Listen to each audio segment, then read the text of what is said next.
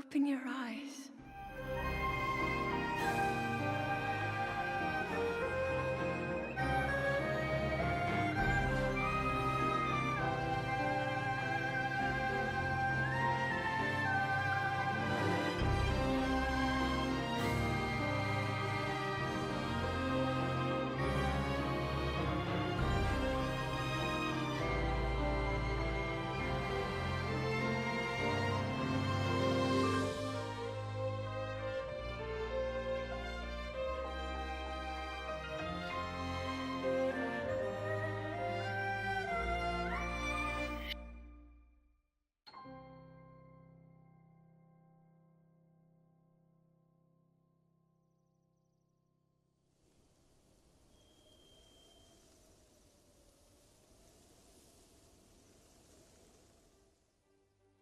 The big reveal of Breath of the Wild has come and gone.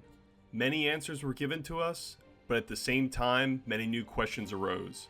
Specifically, where does this new game fall in the Legend of Zelda timeline?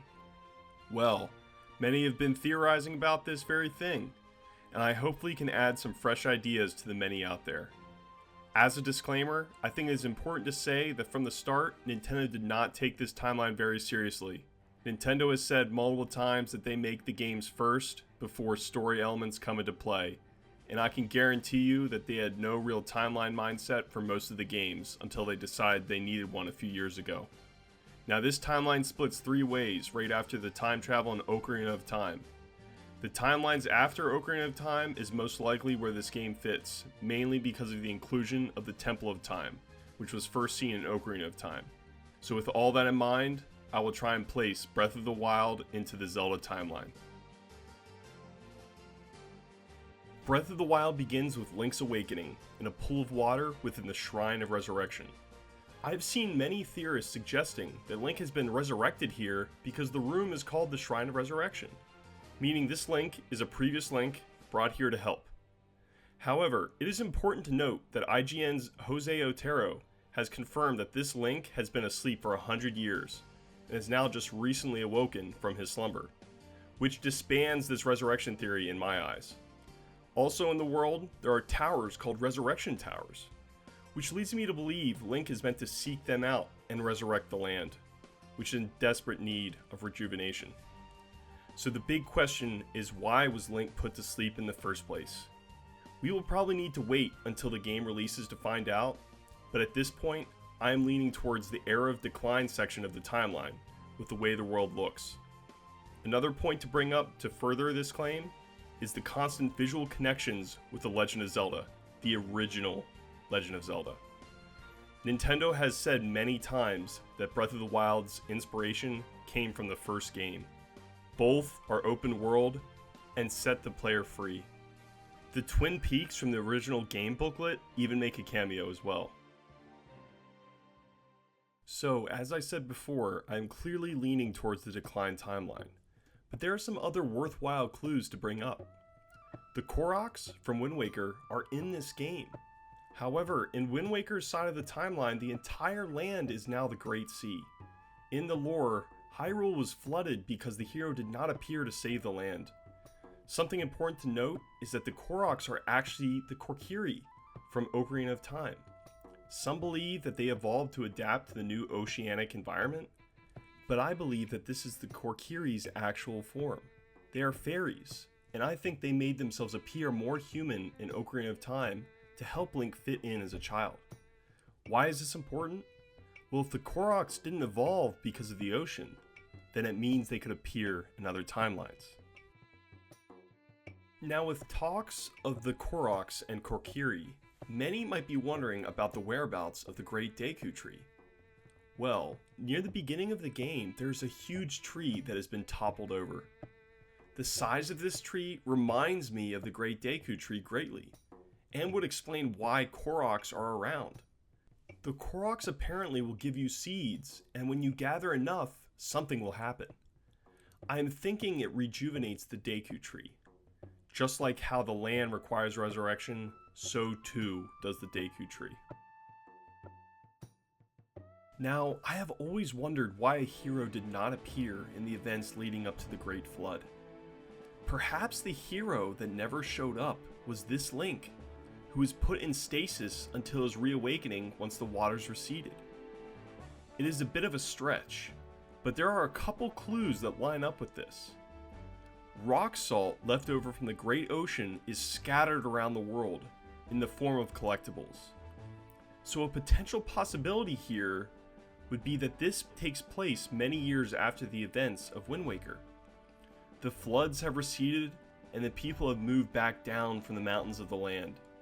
Maybe the hero that never showed up was put to sleep for some unknown reason and has now awakened to help the land once more. Those are some of the clues that point toward the adult timeline, but there are also inconsistencies. One thing that bothers me about placing it in the Wind Waker games is the location of the Master Sword in Breath of the Wild. In the trailer, we see the Master Sword is in some sort of forest grove, akin to the likes of Twilight Princess and A Link to the Past. If we try and place Breath of the Wild in the adult era with Toon Link, then what happened to the sword being stuck in Ganondorf's head? There is no explanation for this, and I would also like to reinforce that the Great Deku Tree and Koroks are not necessarily exclusive to the adult timeline either.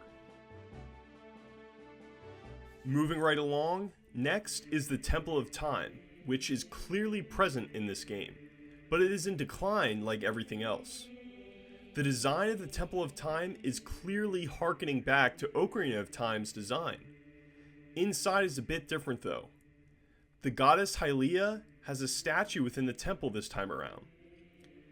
This part I really have no reasoning around. The temple was not first seen until Ocarina of Time, but the goddess statue was nowhere to be found within it. We have not seen much mention of Hylia outside of Skyward Sword, so I think it is fair to say that Hylia is being included this time around now since she is recently made canon. Like I said before, Nintendo makes things up as they go along with these games. Now I haven't forgotten Twilight Princess, which is worth mentioning because of the inclusion of Wolf Link. But as far as I can tell, it appears that he's only there for the amiibo functionality. Even though Eiji Onuma has stated that this new game may want to make the player revisit Twilight Princess, this probably is just the Cave of Shadows dungeon included within Twilight Princess HD, which can increase Wolf Link's health in Breath of the Wild. I believe that Twilight Princess is further discredited because of the location of the Master Sword. The Master Sword is located within the Temple of Time in Twilight Princess. But as I said before, it looks much more like the Master Sword is located in a forest grove, far removed from the Temple of Time. In my eyes, A Link to the Past best describes the location of the Master Sword much more accurately. Except, the Master Sword is rusted and chipped.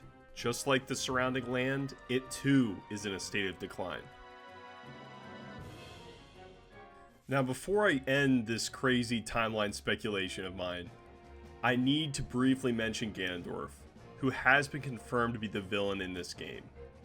There really isn't any concrete evidence with his inclusion that gives away any timeline clues though.